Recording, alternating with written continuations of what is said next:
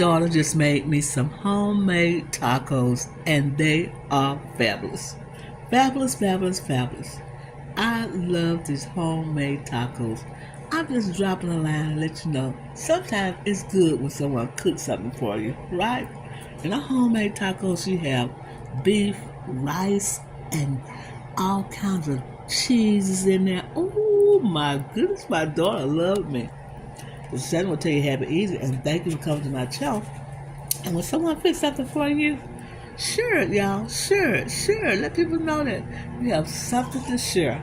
I have a new site called Stir the Spoon Club, and you can go over there and post your pictures and send them to your family. The family can get on, and you can post different foods and stuff. You don't have to sit them on the phone. Just put them on the internet, and they can post back to you and back and forth beautiful foods and beautiful things.